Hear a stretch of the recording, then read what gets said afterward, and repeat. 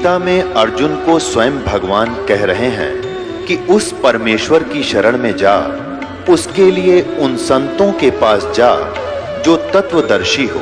इसी प्रकार हजरत मोहम्मद को उनका अल्लाह कह रहा है कि कोई और पूर्ण परमात्मा है, उसको पाने के लिए उन तत्वदर्शी संत की तलाश कर। वो प्रभु कौन है, ये जानने के लिए कृपया अवश्य सुनिए जगत गुरु तत्वदर्शी संत रामपाल जी महाराज के अमृत वचन। उसके बिना तुम्हारा काम बनेगा नहीं। अब मरता क्या नहीं करता, रथ जोड़ के पांचों पांडव छठे भगवान बैठ के चल पड़े। जब एक योजन दूर रह गए, रथ रोक दिया और नंगे पैरों रथ में जूते धर दिए। नंगे पैरों एक योजन तक उस संत की झोंपड़ी तक पहुंचे।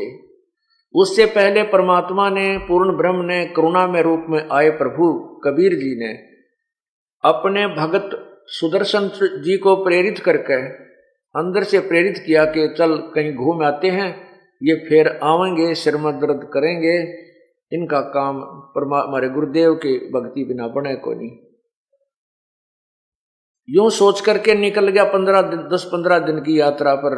उधर से अपने भक्त की इज्जत रखने के लिए पूर्ण परमात्मा कबीर जी स्वयं सुदर्शन सुपच का रूप बना करके उस झोपड़ी में विराजमान हो गए।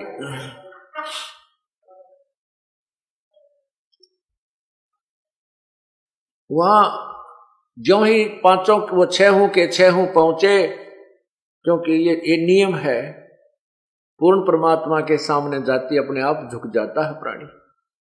वहां जाते ही श्री कृष्ण जी ने दंडवत प्रणाम किया। जब श्री कृष्ण जी ने प्रणाम किया तो पांचों पांडवों ने भी दंडवत प्रणाम किया। तब सुदर्शन रूप में विराजमान प्रभु ने कहा, हे त्रिलोकीनाथ, आज इस गरीब की कुटिया पर कैसे आगमन हो गया? क्यों शर्मिंदा करते हो मुझे प्रणाम करके? तो श्री कृष्ण जी ने कहा, हे सृष्टि रचनहार, हे पूर्ण परमात्मा, ये हमारी एक अर्ज स्वीकार कीजिए। ये युधिष्ठिर राजा है, ये इसके चारों भाई हैं, इन्होंने एक यज्ञ की है प्रभु, आप उस यज्ञ में चलिए। श्री सुदर्शन रूप में प्रभु ने कहा कि भाई मैंने इस पहलवान को अपनी शर्त बताई थी, वो शर्त आज भी मेरी पूरी कीजिए। अब श्री कृष्ण जी तो फिर भी 3 लोक के प्रभु हैं, जनसाधारण से परमात्मा है। परमात्मा का अर्थ होता श्रेष्ठ आत्मा। उनमें विनम्रता, विदुता अन्य से अधिक थी। तो उन्होंने कहा कि प्रभु आपकी वाणी है, क्योंकि कबीर परमात्मा ने चारों युगों में अपनी वाणी का, इस 100वें वेद का प्रचार किया था, जो आज आपके पास विद्यमान है। लेकिन उस समय ये अनाड़ी लोग नहीं माने, जो अपने आप को ऋषि महर्षि कहा करते थे।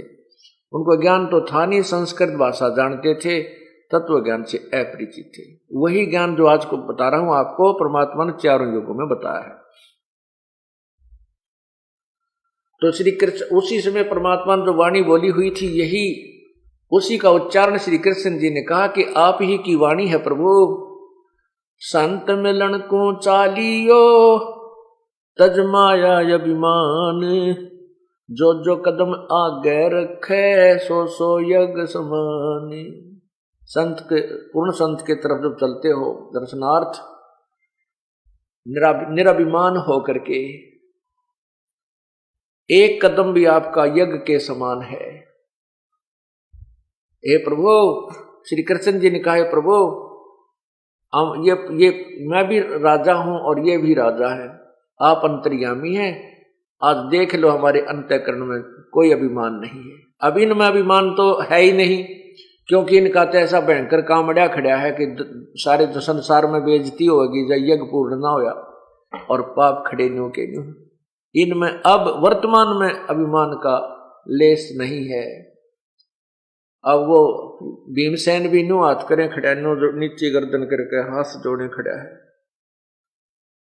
और मुझे आप जानते ही हो, मेरे में अभिमान का नाम ही नहीं होता। तब प्रसन्न हो गए सुदर्शन जी जब श्री कृष्ण जी ने कहा कि हम 1 योजन से पैदल चल कर आए हैं, ए प्रभु 100 यज्ञ का फल आप रख लीजिए, शेष हमारी झोली में डाल दीजिए, हमारा भी कल्याण हो। इस बात से प्रसन्न होकर सुदर्शन रूप में बैठे विराजमान यानी श्री बैठे भगवान कबीर जी ने, पूर्ण परमेश्वर ने कहा कि भाई भीमसेन अखां जी, ये मेरी सुमरनी उतार के देना। माला टांग रखी थी खुट्टी पे, के सुमरनी उतार के देना जरा। अब भीमसेन जी चले वो माला उतारने के लिए, उन्होंने एक हाथ से ऐसे एक उंगली से उठानी चाहिए, वो नहीं उठी। हाथ से उठानी चाहिए, नहीं उठी। दोनों हाथों से ने पूरा हंगा ला लिया पहलवान ने, बाद माला ना उठी, माला नहीं उतरी खुट्टी से। तब परमात्मा ने कहा, अरे उस दिन तो डींग मारे था, तू पहली बार आया यहां पर, अब क्या हो गया पहलवान तेरे, तो मेरी सुमरनी को ना उतरती। अब शर्मिंदा होकर दूर खड़ा हो गया, और परमात्मा ने ऐसे हाथ किया था, वो माला अपने आप, वो सुमरनी अपने आप खुट्टी से उतर कर उनके हाथ में आ गई। अब भीम बहुत शर्मिंदा हो गया, और उसको विश्वास हो गया कि ये संत नहीं, ये तो भाई कोई और चीज से, बहुत ये परम भगवान है, ये विश्वास भी दिलाना था। तब उस सुदर्शन रूप में विराजमान प्रभु ने कहा कि तू पहली बार आया जब के डींग मारा था। क्या डींग मारता था कि मैं, जब सुदर्शन जी ने ये कहा था कि तुमने पाप किए हैं, युद्ध में जितने सैनिक मारे हैं वो तुम्हें दुखदाई हो रहे हैं, और तुमने घोर पाप किया है, विधवाएं कर दी बहन, अनाथ बच्चे रो रहे हैं। तो भीमसेन ने क्या कहा था कि युद्ध में विजय वैसे नहीं हुआ जाता महात्मा जी, एक का गदा मारूं था 6 मरे थे, हैं? और युद्ध के वैसे जीता गया, अपनी ताकत से जीता है, इस तरह की बकवाद करे था। तब सुदर्शन जी ने कहा था, उससे पहले भीमसेन वहां एक तालाब में नहाका आया था, एक तालाब में स्नान करके आया था जब श्री सुदर्शन जी से मिला था। तो सुदर्शन जी ने कहा, यानी आप इसको चाहे सुदर्शन जी समझो, क्योंकि रूप सुदर्शन जी का था, तो हम सुदर्शन जी ही ज्यादा कहेंगे, आप संकेत समझ गए होंगे कि अब क्या लीला हो रही है। तो सुदर्शन जी ने कहा था, बताया कि पहलवान, जिस तालाब में तू उस दिन स्नान करके आया था, वो बताऊं क्या है? वो कुंभकर्ण की खोपड़ी है, कुंभकर्ण की खोपड़ी है ये, जिसमें ये इतना पानी है, तेरे पैर बिना टिके थे। यानी कुंभकर्ण की खोपड़ी, यानी सिर का ये ऊपर का ऐसा कटोरा सा होता है, ये ऊपर तो इतना निकल जाता अलग, तो जो एक कटोरा सा होता है इसको खोपड़ी बोलते हैं, खप्पर। और वो भी विक्षण कहते हैं, ये भी विक्षण का न, उसका क्या, कुंभकर्ण का, ये कुंभकर्ण की खोपड़ी है, जिसमें तेरे पांव भी ना टेके थे, तेरे जैसे बलि तो तेरा कितने को गजा लिए। अब जिस आदमी के सिर की खोपड़ी में और भीम के भी पैर ना टिके, भीम तो इतना बलवान बताते हैं, हाथी को पकड़ कर आकाश में हवाई जहाज की तरह फेंक दिया करता था, तो फिर कुंभकर्ण और कितने बलवान होंगे, ये और विचार करने की बात है। ऐसा ही है, आज चाहे हमें ना ये बात स्वीकार्य हो, लेकिन सत्य है। रावण के विषय में लिखा है सदग्रंथ के अंदर कि रावण 100 जोटियां का मांस एक बार खा जाता था, 100 जोटे, और उस टाइम के जोटे भी तगड़े होंगे, ई वाला तथा, और 100 मटके दारू के एक बार पी जाता था, शराब 100 मटके। अब ये जच्चा को ना, क्यों नहीं जच्चा? क्योंकि हमारा तो ब्योतना, और हमने 1000-2000 वर्ष तक का इतिहास ज्ञान है, उसमें कभी सुना नहीं ऐसा को हुआ होगा। ये सत्य है, इस सत्य को कैसे स्वीकार्य करना है अपने को, इस मन को जचाना है, ये बात फिर यूं मान जाता है। अब हम जब छोटे छोटे थे तो उस समय वो वृद्ध हो रहे थे, बूढ़े आदमी। हमारे दादाजी पिताजी यूं बताया करते थे कि भाई यू बूढ़ा बैठा ना, यो 5.5 मन वजन, 5 मन यानी 2 क्विंटल वजन को, और ऐसे तसड़े में रख के मिट्टी, जैसे छत पर कच्ची मिट्टी डाला करते थे, बड़ी बड़ी पौड़ी बनाया करते, लंबे लंबे दरवाजे व महल बनाते थे तो कच्ची मिट्टी डाला करते थे। तो उस छत के ऊपर सीढ़ी लगा के, पेड़ काड़ा नहीं, जीना अलग चीज होती है, लेकिन सीढ़ी के ऊपर चढ़ना बहुत कठिन होता है। सीढ़ी, उस सीढ़ी को ऐसे लगाते हैं, उस पर 5 मन वजन यानी 2 क्विंटल वजन को सिर पे रखवा देते थे 2 जने उठा के, और वो चढ़ के ऊपर और छत पे डाल आता था। फिर उसका आहार बताते हैं कि 1.25 किलो घी ने एक बार खा जाता था। 1.25 किलो घी का हलवा, 1.25 किलो घी तक पी जाता था, और फिर और रोटी रहेगी, न्यारी सब्जी रहेगी अलग से, वो कितनी खाया करता। अब कोई नो के 1.25 किलो घी आदमी पी जाया करता, और 50 साल में 1 ग्राम घी खानिया नहीं रहेगा, ऐसा स्थिति आ जाएगी। करीब 10 ग्राम घी खा लेता तो सारा दिन एसिडिटी बनी रहती है। तो हमारे भी अब आदत चेक होना कि 1 किलो घी आदमी पी कर नो का नो रह जाता था, और 5 मन वजन को उठाकर ऐसा इंसान ऊपर चढ़ जाता था। ये नहीं जचे, क्योंकि आज कोई 2 मन वजन को भी मुश्किल से उठाकर ऊपर चढ़ सकेगा, और आने वाले 100 साल के बाद तो छोटे छोटे पतले पतले आदमी हो जाएंगे। उनके बारे में कोई कहे कि ऐसा हो गया था तो वो बात जचे नहीं। लेकिन अब इसी प्रकार त्रेता युग और द्वापर युग का हिसाब लाकर देखेंगे वर्तमान में, तो बहुत अपने आप समझ में आ जाएगी। तो इस प्रकार त्रेता युग में फिर द्वापर युग के लास्ट में बहुत अंतर हो जाता है। शरीरों की व्यवस्था कमजोर होती चली जाती है, लेकिन पहले वाले बलवान होते थे। तो जब उसको पता चला भीम को कि सचमुच ये कुंभकर्ण की एक खोपड़िए थी, तो वो कितना बलवान होगा, तेरी कोई औकात नहीं। उसके बाद वो और नॉर्मल हो गया। अभिमान, उसको जो काया का अभिमान था, जो शरीर के बल का अभिमान था, वो भी नष्ट हो गया। 5 पांडवों और 6 श्री कृष्ण भगवान और 7 में पूर्ण परमात्मा रथ में बैठ करके उस यज्ञ मंडप में आए। वहां पर 88,000 ऋषि, 33 करोड़ देवता, 12 करोड़ ब्राह्मण जो वेदों के को कंठस्थ याद किए हुए थे, वेदों के मंत्रों से ही बोली बोलते थे, आवाज लगाते थे, और 56 करोड़ यादव, 9 नाथ 84 सिद्ध वहां पर विराजमान थे। जब देखा कि एक व्यक्ति आया है, एक शूद्र सा, एक गरीब व्यक्ति, गांव में जैसे शूद्र रूप में, वाल्मीकि के घर जिसका जन्म हो, उसकी वेशभूषा कैसी होती है अंडरस्टूड है। छोटे छोटे बाल, छोटी छोटी दाढ़ी बढ़ी हुई, शीश के बाल उलझ पुलझ छोटे छोटे, और घुटनों तक की धोती बांध रखी, पैरों में टूटे से जूते, धूल भरा सा मैले से कपड़े।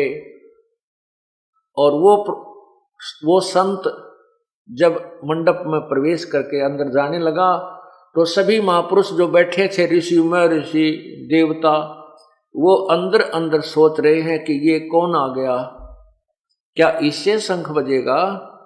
अरे इनके पाप बहुत हैं, युद्ध में इन्होंने बहुत विनाश किया है, इनका शंख नहीं बजेगा, इनकी यज्ञ संपूर्ण नहीं हो सकती, ये कुछ भी कर ले, ऐसे विचार कर रहे थे। अब श्री कृष्ण जी ने द्रौपदी से कहा कि बहन,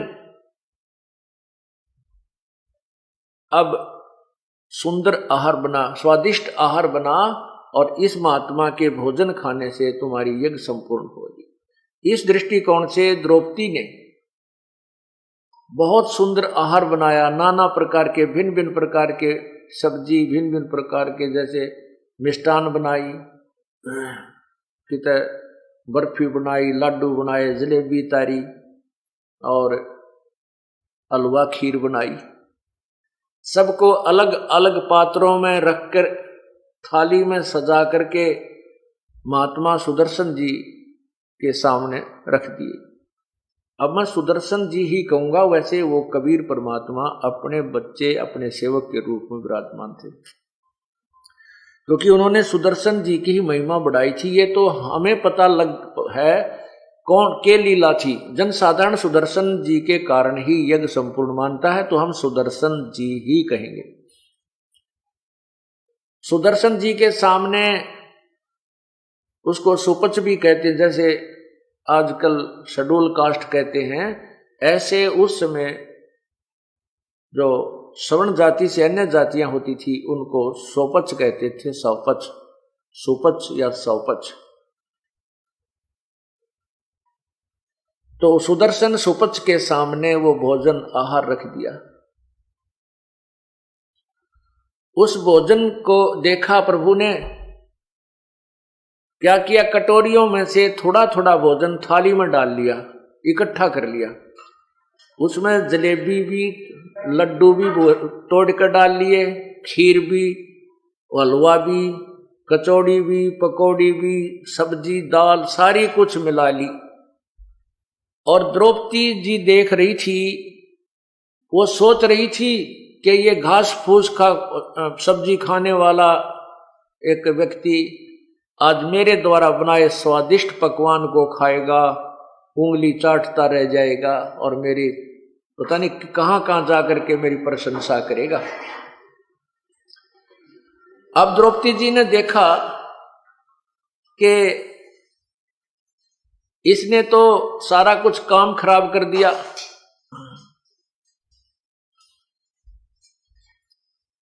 इसने तो सारा काम खराब कर दिया और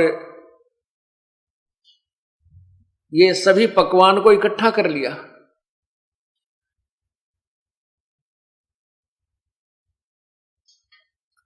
सभी पकवान को इकट्ठा कर दिया तो मन मन में ये सोचने लगी कि इस शूद्र ने खाना भी नहीं खाना आता, ये कहां के एक शंख बजाएगा, ये काहे कि हमारी यज्ञ संपूर्ण करेगा, कहां श्री कृष्ण जी इस अबसी को यहां ले आए। इतना दुख मानेगी मन ही मन में। परमात्मा अंतर्यामी थे, वो जान के द्रौपदी के मन के खोट को। उन्होंने अपनी शक्ति का प्रदर्शन भी करना था और काम भी अभी अधूरा रखना था, क्योंकि द्रौपदी के मन में खोट था, उसमें अभिमान था अपने धन और पकवान का। अब द्रौपदी को भी सीधा करना था, क्योंकि जब तक अभिमान है परमात्मा निकट नहीं आ सकता प्राणी के।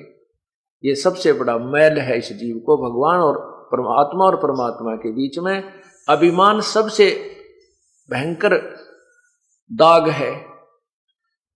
उस द्रौपदी के उस दाग को नष्ट करने के लिए प्रभु ने वो शंख नहीं पूरा बजने दिया।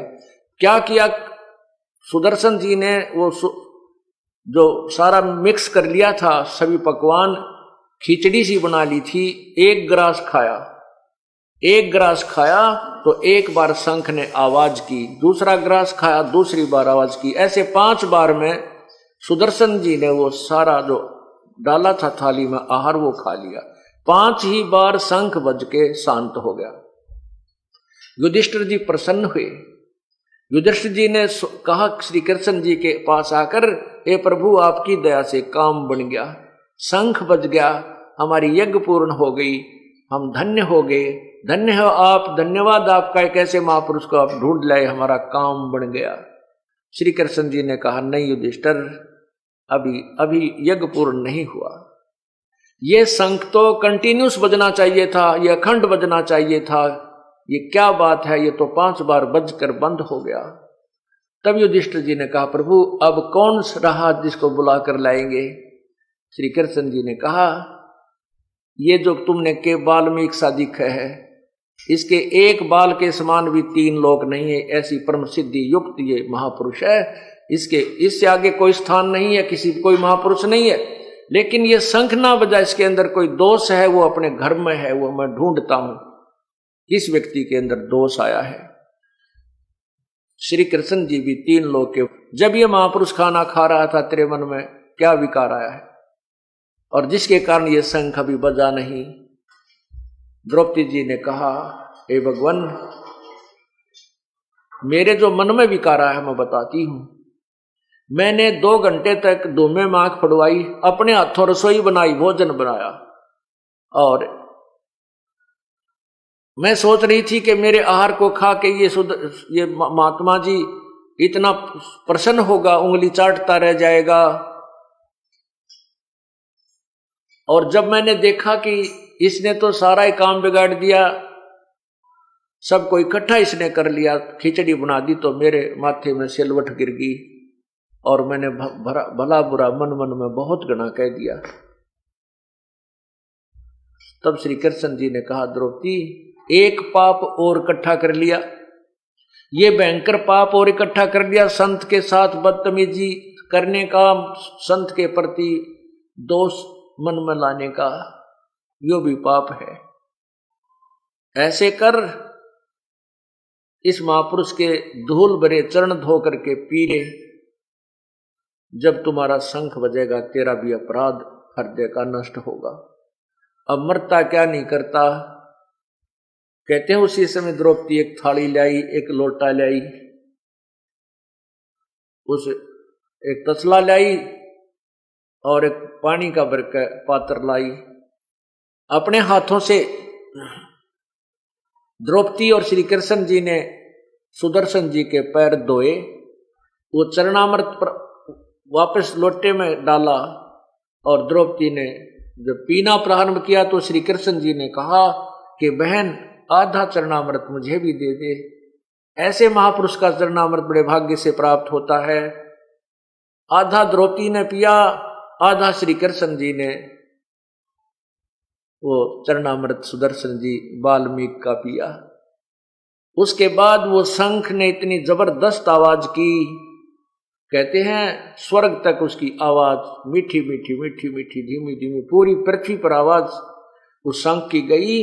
और उसी समय सभी वृक्ष, चाहे वो पहाड़ों पर भी क्यों नहीं थे, सभी में फूल खिल गए, फलदार वृक्ष फलों से लदपद हो गए, और एक अलग सा वातावरण पृथ्वी पर बन गया। बोलो सतगुरुदेव की जय। अब आपको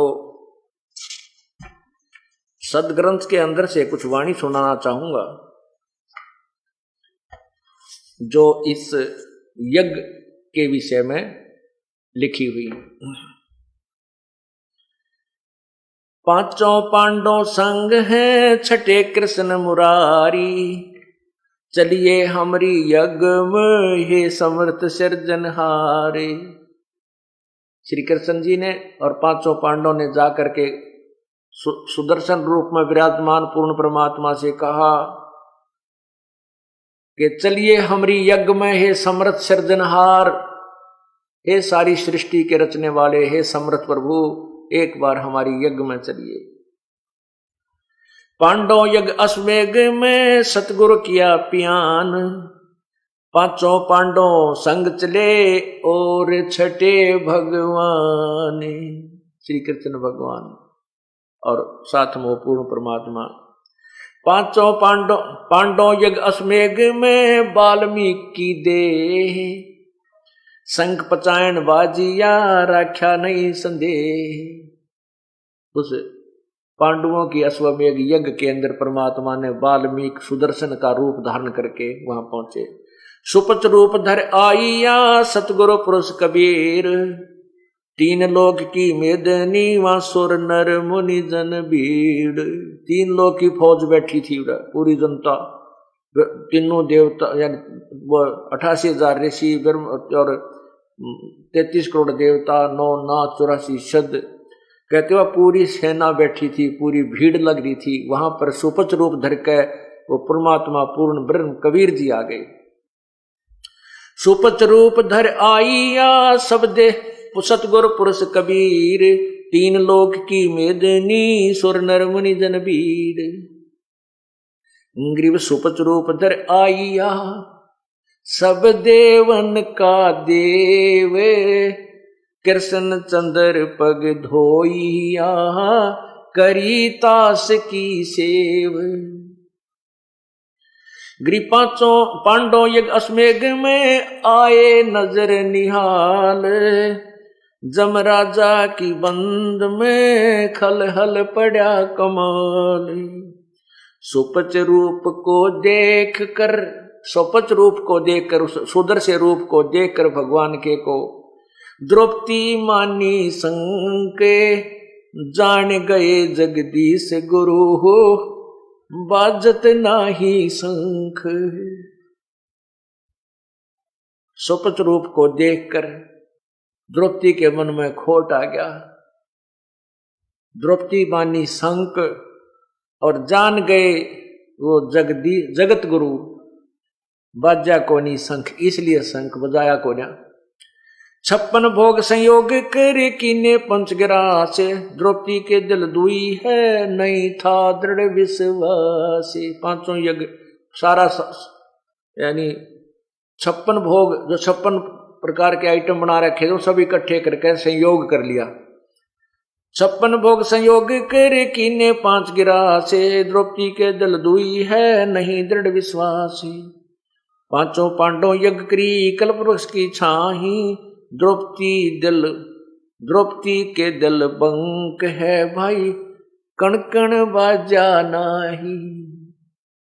पांचों पांडव यज्ञ करी कल्पवृक्ष की छाही, द्रौपदी के दिल बंक है नो कण कण बाजा ना, यानी अखंड नहीं बाजा, इसलिए शंख अखंड नहीं बजा के द्रौपदी के दिल में मन में खोट था। उस खोट को निकालने के लिए ये परमात्मा ने फिर एक लीला न्यारी की। सुर नर मुनि जन यज्ञ में त्रिलोकी के भूपे, सुपच यज्ञ में आई या नित बेचत है सूपे। अब उस पांडवों की यज्ञ में सुर देवता, नर यानी जो भक्ति करने वाले भक्तजन, और मुनिजन ये ऋषिया थी यज्ञ में, और त्रिलोकी के भूप 3 लोक के राजा ब्रह्मा विष्णु महेश भी गुप्त रूप धारण किए वहीं बैठे थे। और उस परमात्मा ने सुदर्शन रूप में 56 भोग न भोगिया किन्ने पंचगिरा से, खड़ी द्रौपदी उन्मनी व घाल रही थी सांस मारे थी। द्रौपदी जब परमात्मा ने वो 5 सारे भोजन को इकट्ठा करके खाना शुरू किया तो द्रौपदी उन्मनी सी खड़ी होकर मन मन में खोटी सोच रही थी। बोले कृष्ण महाबली क्यों बाजा नहीं शंख, जान गए जगदीश गुरु ये काटत है मन बंग के। अब कृष्ण जी ने देखा भी शंख क्यों नहीं बजा, फिर वो जान गए कि द्रौपदी के मन के बल को सीधा कर रहे हैं, द्रौपदी के खोट है, इसने सीधा करना चाहते हैं, इसको विनम्र करना चाहते हैं। इसलिए ये जगत गुरु, ये जगदीश गुरु यानी पूर्ण परमात्मा ने शंख इसलिए नहीं बजाया। बोले कृष्ण महाबली क्यों बाजा नहीं शंख, जान राय जगदीश गुरु ये काटत है मन बंके। श्री कृष्ण जी ने कहा द्रौपदी दिल को साफ कर चरण कमल लो लाए, वाल्मीकि के बाल सम ये त्रिलोकी नहीं पाए। तो इसको क्या एक वाल्मीकि एक भंगी सा जान रही है, शूद्र समझ रही है। इस वाल्मीकि के अंदर भक्ति की शक्ति इतनी है कि इसके एक बाल के बराबर भी ये 3 लोक नहीं है। पुण्यात्मा यही कबीर परमेश्वर जी हमें बताते हैं, कहता हूं कई जाते हूं सुनता है सबको, सुमन से भला होगा नात्र भला ना होए। फिर कहते हैं कहता हूं कई जाते हूं कहूं बजा कर ढोल, श्वास जो खाली जाते हैं ये 3 लोक का मोल। इसी का प्रमाण गरीबदास जी को जो कबीर परमेश्वर ने तत्व ज्ञान बताया, वो गरीबदास जी भी यही कह रहे हैं कि कबीर जी ने मुझे बताया। सत्य नाम पालड़ रंग होरी हो, 14 लोक चढ़ावे राम रंग होरी हो, 3 लोक पासंग धरे रंग होरी हो, तो ना तुले तुलाया राम रंग होरी हो। ये सतनाम जो 2 अक्षर का है, जो श्वास उस श्वास से जाप किया जाता है, इसका एक श्वास का जाप तराजू के बैलेंस के एक पलड़े में रख दे, तुला के एक पलड़े में तो एक श्वास उस श्वास सतनाम की कीमत रख दे, और ये सारे 14 लोक और 3 लोक, ये स्वर्ग लोक, पाताल लोक, पृथ्वी लोक, ये उसकी पास्यंग रख दे। पास्यंग क्या होती थी? पहले वो हाथ की तराजू हुआ करती थी, एक लकड़ी का 2 पलड़े बांध दिया करते थे, और ऊपर एक बीच में सेंटर में उसका पकड़ने का एक रस्सी बांध लिया करते थे। उसमें फिर भी कोई अनबैलेंस हो जाता था, उसमें गड़बड़ी रह जाती थी, उसको पास्यंग कहा करते थे। उस पास्यंग को अर्थात उस बैलेंस को ठीक करने के लिए, तुला के पलड़ों को एकसार बनाने के लिए कुछ आइटम, उसी जो कुछ अलग से वस्तु रखी जाती थी, वो किसी तोलन तालन के काम में, मतलब वो सौदे में नहीं होती थी। तो कहते हैं 3 लोक तो पासिंग बना ले और 14 लोक एक तरफ धर दे, और परमात्मा का एक श्वास का नाम, श्वास उस श्वास की जो सतनाम के जाप की कीमत। कहते हैं तो ना तुले तुलाया राम रंग होरी हो, तो भी उस श्वास के सतनाम के एक स्मरण की कीमत अधिक है। तो यहां वही कह रहे हैं, द्रौपदी दिल को साफ कर चरण कमल लो लाए, बाल्मीक के बाल सम तरलोकी नहीं पाए। यानी इतनी शक्ति है इनके अंदर, ये 3 लोक भी इसके समान नहीं है। शंख बजाना तो इनके लिए बाएं हाथ का खेल है। चरण कमल को धोए कर ले द्रौपदी प्रसाद, अंतर सीना साफ हुए तेरे जड़े सकल अपराध। करी कृष्ण भगवान को चरणामृत सो प्रीत, शंख पचायन जब जब लिया द्रौपदी सीत। ये जो द्रौपदी और कृष्ण जी ने या जब वो शंख बजा, अब उस अश्वमेघ यज्ञ में कौन कौन आए थे? 12 कोट पंडित जहां, ब्रह्मा विष्णु महेश, चरण लिए जगदीश को जिसको रटता शेष। वाल्मीक के बाल सम नाही तीनों लोक, सुर नर मुनि जन कृष्ण सुधा पांडव पाई पोख। वाल्मीक के बाल सम नाही तीनों लोक, सुर नर मुनि जन कृष्ण सुध पांडव पाई पोख। अब इस आधी पंक्ति जो भगवान की वाणी की, इस वाणी का जो है, इसकी आपको व्याख्या करता हूं, आप हैरान रह जाओगे। ये इतनी जबरदस्त वाणी है, इतनी गूढ़ वाणी है परमात्मा की।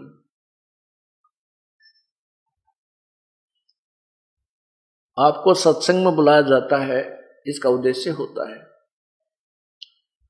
हमारे कुछ पुण्य वहीं से प्रारंभ हो जाते हैं जहां से आप संत के दर्शनार्थ चलते हो। जैसे अभी आपने सुना कि संत मिलन को चालिए तजमाया अभिमान, और जो जो कदम आगे रखे वो एक एक एक समान। एक तो पुण्य वहां से शुरू हो गया, वहां से यहां तक आने के जितने कदम रखे ये यज्ञ बने। फिर यहाँ 5 यज्ञ चल रही है। एक यज्ञ धर्म की जो भंडारा फरी चल रहा है, और फिर एक यज्ञ, दूसरी यज्ञ हवन की, यहाँ पर देसी घी की जोत कई सैकड़ों जग रही है, जो लगभग क्विंटल से भी अधिक घी का हवन हो जाएगा। और एक यज्ञ है धर्म की, दूसरी यज्ञ ध्यान। यहाँ पर आकर के और परमात्मा याद आता है। परमात्मा की चर्चा जब तक चलती है आपको ईश्वर की याद बनी रहती है। एक ये भी यज्ञ बन गई, यानी पुण्य बना। और तीसरी यज्ञ हवन की, चौथी यज्ञ प्रणाम। यहां आकर के सप्ताह में प्रणाम करना पड़ता है। प्रणाम करने से भी हमारा एक पुण्य बनता है। और फिर ये ज्ञान यज्ञ 5वीं, और फिर संत के दर्शन से भी आपको पुण्य मिलते हैं। संत दर्श को चालिए दिन में कोई बार, आसौज के मेह जो ये बहुत करें उपकार। अब संत के दर्शन से भी पुण्य मिलते हैं। इसी प्रकार यहां क्या बताया है कि जब भगवान वहां पर आए, जहां पर सुरनर मुनिजन और कृष्ण जी और द्रौपदी पांडव सभी बैठे थे, उनको भी उस परमात्मा, सभी ने कुछ न कुछ उस भगवान से लाभ मिला। प्रथम लाभ तो दर्शन का, फिर संत की सेवा की, पांडवों ने भोजन कराया, वहां उनको बैठाया, ल्याए बैठा के, ये सारा मिला करके भी उनको पुण्य मिला। तो इस वाणी का यह अर्थ है कि वाल्मीकि के बाल सम नाही तीनों लोक, सुर नर मुनिजन कृष्ण सुधा सहित, कृष्ण सहित पांडव पाई पोख। पोख माने यानी कुछ प्राप्त करना, तृप्ति करना। तो उनको तृप्ति हुई, उन सबको लाभ हुआ उस परम पिता के वहां जाने से। वाल्मीकि बैकुंठे पर स्वर्ग लगाई लात, शंख पचायन बाजिया गण गंधर्व सब ऋषि मात। यानी सब फेल हो गए, उनके कारण ही ये शंख बजा। पांडवों की यज्ञ अश्वमेघ में शंख पचायन टेरे, 12 कोट पंडित जहां पड़ी सभी की मेर। मेर माने वह प्रभुता, जो अपने अपने आप में वो प्रभु बने बैठे थे, स्वामी बने बैठे थे, एक दूसरे से अपने आप को श्रेष्ठ मानते थे। कहते वहां पर सबकी पोल खुल गई, सबकी मेर पड़ गई, सबकी वह चौधर नीचे गिर गई जिसमें वह अंडी पाके फिरे थे। पांडव यज्ञ अश्वमेघ में शंख पचायन टेरे, 12 कोट पंडित जहां पड़ी सबन की मेरे। स्वर्गलोक के देवता किन्हें न पूरा नाद, सुपच सिंहासन बैठते वो बाजा अगम अगाध। स्वर्गलोक के देवता भी वहां आए हुए थे, उनसे भी शंख नहीं बजा था। और उस सुपच के यानी उस हरिजन के उस बैठते ही उस तख्त के वहां पर आसन पर भोजन खाते ही, और वो बाजा अगम अगाध, वो अखंड बाज गया। पंडित 12 कोटे थे सहदेव से सुरबीन, 88 देव में कोई न पद में लीन। वहां पर पंडित 12 कोटि थे, 12 करोड़ ब्राह्मण थे। और सहदेव से सुरबीन, ये नकुल और सहदेव जो थे ये भी विद्वान थे, समझदार थे, भगत थे, इनको भी पंडित की ही श्रेणी में लिया जाता है। सुपत सिंह 88 देव में 88,000 ऋषि थे। कहते इनमें कोई ना पद में लीन, इनके पास किसी के पास भी यथार्थ भक्ति नहीं थी जिससे ये संकट टल सकते हैं, आपत्तियां दूर हो सकती हैं, जिससे 3 ताप का कष्ट दुख दूर हो, वो इनके अंदर भक्ति नहीं थी। 87 ऋषि जहां वो देवा 33 कोटे,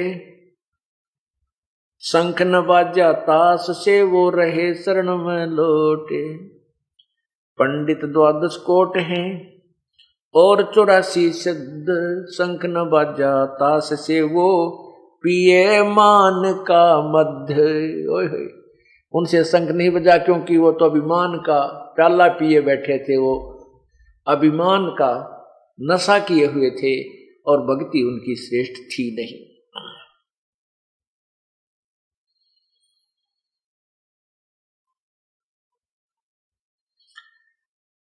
बाजा शंख बजा स्वर्ग सुना, 14 भवन उचारे, 33 तत नाल हा किन्हें न पाया पार।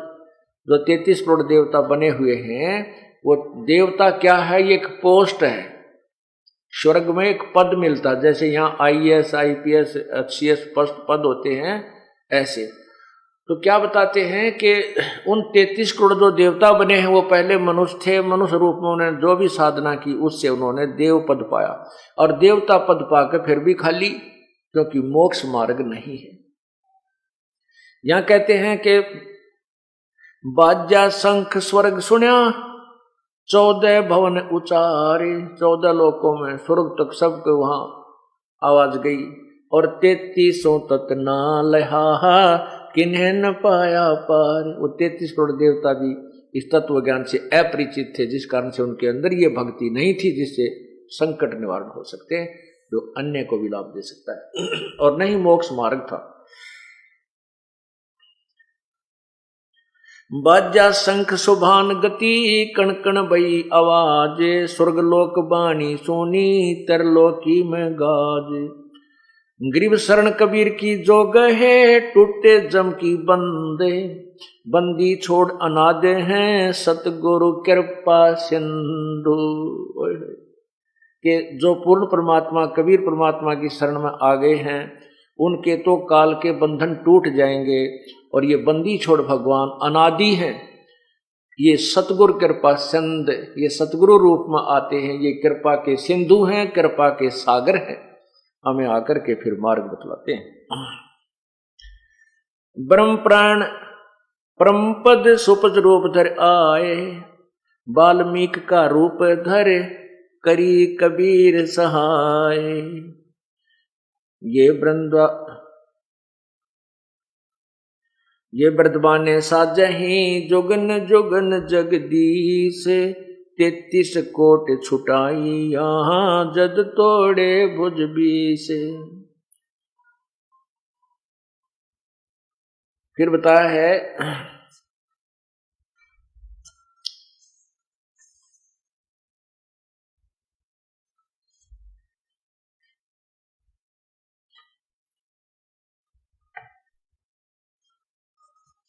कि पूर्ण परमात्मा के आने से उनका कार्य सिद्ध हुआ।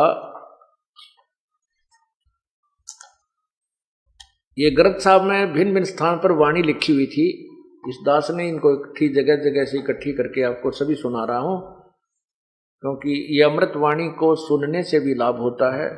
ये सवसम वेद की अमृत वाणी है, इसको सुनने से और परम संत के द्वारा सुनने से वो ज्यादा असर करती हैं।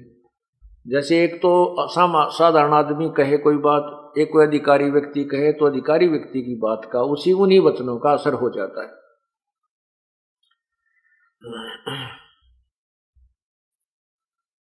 यज्ञ रची जद पांडो राजा, नो नाथो नहीं नादू बाजा।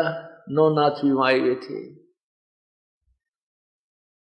यज्ञ रची जब पांडो राजा, नो नाथो ने नादू बाजा। 84 सिद्ध रिधि सब मोहे, पूर्ण ब्रह्म ध्यान नहीं जोहे।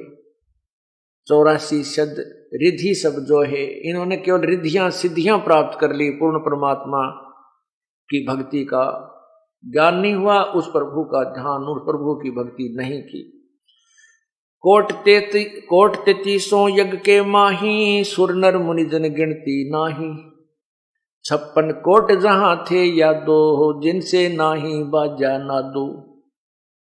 वहां पर 56 करोड़ यादव भी थे, 33 करोड़ देवता भी थे, सुर नर मुनि जन और गिनती नहीं कितने इंसान थे, उन सब से भी शंख नहीं बजा। सुदर्शन की भक्ति की शक्ति से वो शंख बजा। 56 करोड़ जहां थे यादो, जिनसे नाही बाजा नादो। अरबों वक्ता वेद उचारी, ना भई यज्ञ संपूर्ण सारी। कितने वेदों के गोटे हुए बैठे थे, उनसे भी वो यज्ञ संपूर्ण नहीं हुआ। 60 दर्शन की गिनती नाही, अनाथ जीव जी में बहु माही। सुर नर मुनि जन तपास नासी, दंडी वृक्त बहुत उदासी। काम जेनु कल वृक्षी लाए, 3 लोक के सुर नर आए। 5 पांडव कृष्ण शरीरा, जिनसे यज्ञ भई ना थीरा। 5 पांडव और कृष्ण जी भी वहीं विराजमान थे, उनसे भी वो यज्ञ पूर्ण नहीं हुई। एक बाल्मीक नीचे कुल साधु, जिन शंख पतायन पूरे नादू। और गिनो माया के पूता, ब्रह्म योगनी सब ही दूता।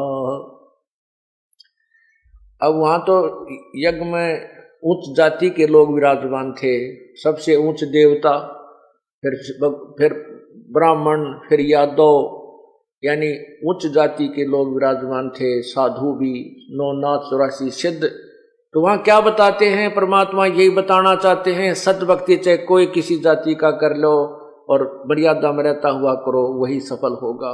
जाति और मजहब से परमात्मा प्रसन्न नहीं होता। परमात्मा उस भक्ति किए हुई आत्मा से प्रसन्न होता है, वही परमात्मा को प्रिय होती है। एक बाल्मीक नीचे कुल साधु, जिन शंख पचायन पूरा नादु, और गिणो माया के पूता, ब्रह्मयोगिनी सब ही दूता। कहते हैं ये और तो माया के पुजारी थे, वो सत भक्ति युक्त नहीं थे। और गिणो माया के पूता और ब्रह्मयोगिनी सब ही दूता। इस माया ने सभी को लताड़ रखा है, उलझा रखा है।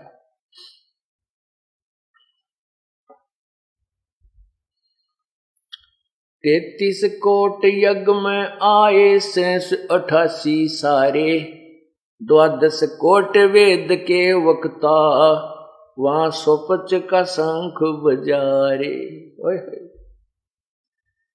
33 करोड़ देवता और वो 88,000 ऋषि सभी आए हुए थे, और 12 करोड़ वेद के वक्ता, 12 करोड़ ब्राह्मण जो चारों वेदों ने घोटे बैठे थे। कहते उनसे भी शंख नहीं बजा, वहां पर 105 का शंख बजा रे। वो सत भक्ति युक्त महात्मा से ही शंख बजा। अब इसी कथा को आगे बढ़ाते हैं।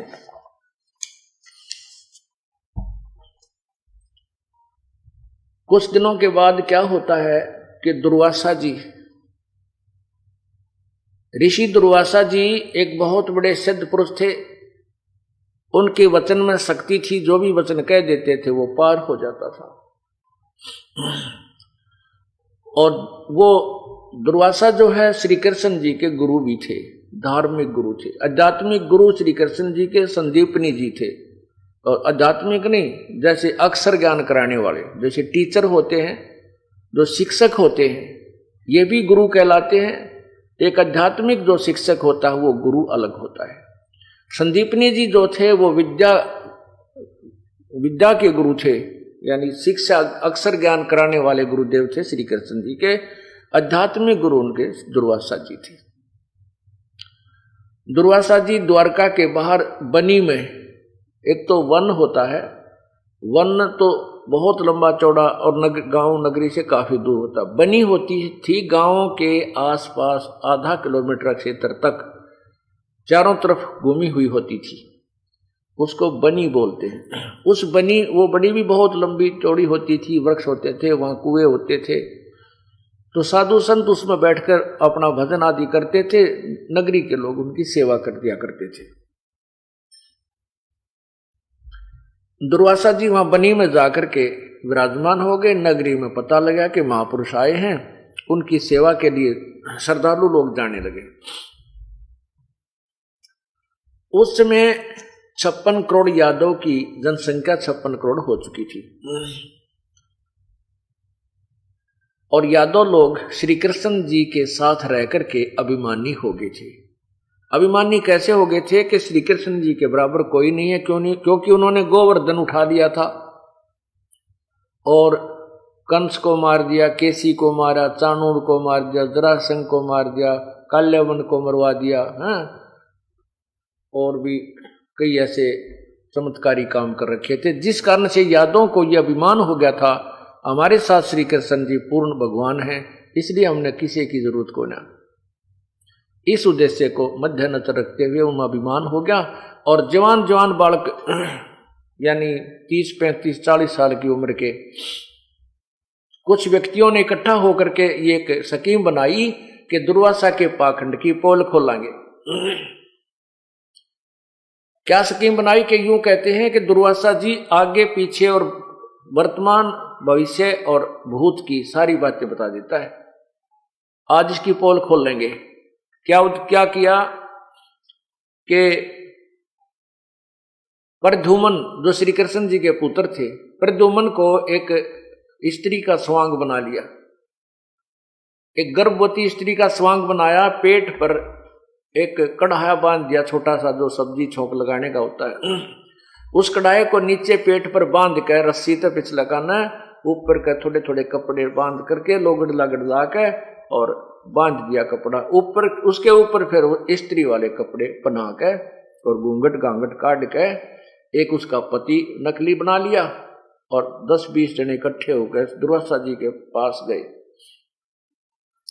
दुर्वासा जी के पास जाकर कहा उन्होंने कि हे ऋषिवर, ये व्यक्ति है, ये इसकी पत्नी है, इनके विवाह को कई वर्ष हो गए हैं, 10-12 वर्ष हो गए हैं और इनको कोई संतान नहीं हुई। अब मुश्किल से रजा हुई है, प्रभु की कृपा हुई है, इनको आशा हुई है और ये उतावले हो रहे हैं, ये जानना चाहते हैं इनका लड़का होगा कि लड़की। अब दुर्वासा जी ने देखा, जानते हैं, तो वो तो बकवाद करने आए हुए थे। दुर्वासा जी ने कहा इस गर्भ से तुम्हारा यादों का कुल नाश होगा, तुम यादों का नाश होगा। इस गुस्से में आकर कह दिया कि इस गर्भ से तुम्हारा यादों का नाश होगा। और फिर ठाया चमटा लाल आंख करी तो बागडियो बालक थे, मतलब बकवाद करने आए हुए थे, वो जान गए भाई ऋषि ने श्राप दे दिया। तो गांव में, नगरी में, द्वारका नगरी में इस बात की चर्चा फैल गई कि दुर्वासा जी ने श्राप दे दिया कि यादों का नाश होगा, विनाश होगा। बुद्धिमान लोग थे, समझदार व्यक्ति थे, उनको तो बहुत ज्यादा दुख हुआ कि बच्चों ने बहुत गलती कर दी, संतों के साथ छेड़छाड़ करनी अच्छी नहीं होती और बात बिगड़ेगी। बहुत चिंतित हो गए। नगरी में उस दिन चूल्हा भी नहीं चढ़ा तो कुछ समझदार लोग इकट्ठे होकर कहने लगे भाई क्यों घबराते हो, अपने साथ श्री कृष्ण जी रहे, सब समाधान कर देंगे, चलो उनके पास चलते हैं और बताते हैं सारी कहानी। श्री कृष्ण जी के पास नगर के मुख्य से व्यक्ति गए, बुजुर्ग से। श्री कृष्ण जी ने पूछा क्या कैसे आना हुआ ये ऐसे वरिष्ठ नागरिकों का। तब उन्होंने बताया कि भगवान बच्चा ने गड़बड़ कर दी। उन्होंने सारी कहानी बता दी कि दुर्वासा जी के साथ इन्होंने छेड़छाड़ कर दी, दुर्वासा जी ने श्राप दे दिया कि यादों का नाश होगा और पूरी नगरी में शोक व्याप्त है, कोई भी खाना नहीं खा रहा है। हे भगवान बात बिगड़ेगी। अब श्री कृष्ण जी ने कहा बच्चों को ले जाओ और दुर्वासा जी से माफी मांगो और संत दयालु होते हैं, माफ कर देंगे। तो उन्हीं के माफ करने से बात बनेगी, मैं कुछ नहीं कर सकता।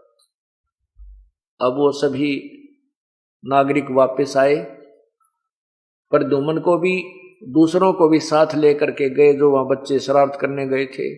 दुर्वासा जी के चरणों में डाल दिया कि माफी मांगो निकम्मे, तुमने गलती कर दी। दुर्वासा जी ने कहा भी मैंने वचन निकाल दिया, इसको वापस मैं नहीं ले सकता, जो मैंने कह दिया सो कह दिया। अपने बच्चों को समझाया करो, संतों के साथ बकवाद करनी ठीक नहीं होती, बहुत दुखदाई होता है। पांचों वो सारे के सब वापस आ गए श्री कृष्ण जी के पास। फिर गए प्रभु वो तो कति मना कर गए, आपको समाधान करो। श्री कृष्ण जी ने देखा है तो बहुत चिंतित हो गए हैं, सारी नगरी में जो है ना विलाप हो रहा है। श्री कृष्ण जी ने कहा क्यों घबराते हो, मैं बताता हूं इसका समाधान। ऐसे करो कि ये गर्भ जो है ना, इस गर्भ से हमारा नाश होना यादों का, ऐसे करो जो कपड़े उस गर्भ पर बांध रखे थे लोगड़ लगड़, उसने तो जला दो और दरिया में गिर दो, जमुना में। और जो ये कढ़ाया था लोहे का, इसको पत्थर पे घिसा घिसा कर इसका चूरा बना करके जमुना के पानी में डाल दो, ना रहेगा बांस ना बजेगी बंसुरी। सभी बड़े प्रसन्न हुए, क्यों हो आपने तो कमाल कर दिया भगवान, मौज कर दी। तो उन्होंने ड्यूटी लगा दी 10, 20, 50, 100 आदमियों की डेली के इस कढ़ाई न घिसाओ पत्थर पे। प्रभास क्षेत्र बता दिया कि वहां जंगल में जाकर जमुना के किनारे घिसा घिसा के पानी में डालते रहना। ऐसे वो लोग करते रहे। उस कढ़ाई के 2 कड़े भी थे, कड़े होते पकड़ने के। एक कड़ा तक घिसा दिया लग लगा के, एक कड़ा दे दिया मेरे जैसे आलसी को कि वे तेरी ड्यूटी कई दिन में घिसा इसको, उसकी बांट दिया। अब उसने देखा कि सब ने तो ये घिसा घिसू कर डाल दिए चूरे में, चूरा बना दिया। उसका भी थोड़ा सा घिस्सा था, वो कभी घिसावा कभी सो जावे। तो पूरा ना घिसने के कारण सोची कि इनका काम बन गया, तू पीछे रह गया। उसने यूं का त्यों पानी में फेंक दिया, वो कुछ घिसा था कुछ नहीं। उधर से एक मछली ने उसको कोई खाद्य पदार्थ जानकर लपक कर खा लिया, और उस मछली को एक बालिया नामक शिकारी ने, मछियारे ने पकड़ लिया। वो मछली जब काटी, उसमें से वो चमकदार धातु निकली। उस धातु को उसने सोचा ये चांदी ना हो, सुनार को दिखाई। सुनार बोला वह चांदी नहीं है, पर इस्पात बहुत बढ़िया है, लोहा बहुत अच्छा है। लोहार के पास गया, लोहार से कहा कि इस इस्पात का, इस लोहे का मेरा तीर बना दे, मेरे तीर का एरो बना दे, बाण का, और विषाक्त करके जहर में बुझा के उसने वो विषाक्त करवा के उस कढ़ाई के उस कड़े का वो तीर बनवा लिया, एरो बनवा लिया और धर लिया घर पे। कुछ दिनों के बाद क्या होता है, नगरी में ऐसी व्यवस्था होगी, कोई जरा सी बात कहे मुक्का मुक्का, कोई गाली दे रहा है, कोई लठ बजा रहा है, रोज हत्या होने लग गया, आपस में मरण कटने लगे। पहले समझदार व्यक्ति ये विचार किया करते थे कि नगरी का कौन सा पाप उदय हो गया जिस कारण से प्रतिदिन यहाँ पर शमशान घाट ठंडा नहीं हो रहा है। सभी ने मिलकर के भगवान श्री कृष्ण जी से प्रार्थना की, प्रभु नगरी का ऐसा कौन सा पाप उदय हो गया कि कोई किसी ने किसी का बोल ही अच्छा नहीं लग रहा, ना बड़े छोटे की कदर है, हाहाकार मच गई है, आपस में लड़ाई झगड़े बढ़ गए हैं। श्री कृष्ण जी ने कहा कि भाई जो दुर्वासा जी ने श्राप दिया था, जो दुर्वासा जी ने श्राप दिया था, वो श्राप तुम्हें दुखदाई हो रहा, वो प्रफुल्लित हो रहा है। अब सारे ग्रामीण नागरिक कहने लगे भगवान फिर क्या करें। श्री कृष्ण जी ने कहा इसका समाधान है कि सभी यादव नर यानी मेल, चाहे नवजात शिशु भी क्यों ना हो, सभी जाकर के और उस जमुना में स्नान कर लो।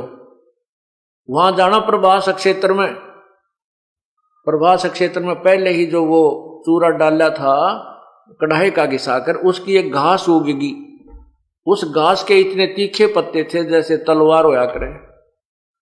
श्री कृष्ण जी ने कहा कि वह प्रभास क्षेत्र में जाकर के स्नान करो, और स्नान करने से तुम्हारा यो पाप दुर्वासा का छाप नष्ट हो जाएगा। अब वही सभी नागरिकों ने श्री कृष्ण जी की बात पर विश्वास किया। अपने छोटे छोटे बच्चों को, आज ही पैदा हुआ था उसको भी लेकर चले गए, कहीं मेरे बेटे पर साप ना रह जाए, श्राप ना रह जाए। अब वहां क्या करे, पहले तो स्नान करे जाते ही, और स्नान करके बाहर आते ही वही फिर आपस में मुक्का, क्यों पुरानी रंजिश चल रही थी, झगड़ा बढ़ रहा था, लड़ने लग जाएं। लड़ते लड़ते उस घास को उखाड़ें और एक दूसरे को मारे, वो गर्दन में लगे और ऐसे लपेटा आवे, झटका दे दें, वो तलवार का काम कर दिया उस कढ़ाई के चूरे के घास को। घास ने एक तलवार का काम किया, हथियार बन गए, और 56 करोड़ यादव कट के मर गए। श्राप तो कटा नहीं, यादव कट गए सारे। उसके बाद श्री कृष्ण जी नगरी को त्याग करके एक जंगल में चले गए।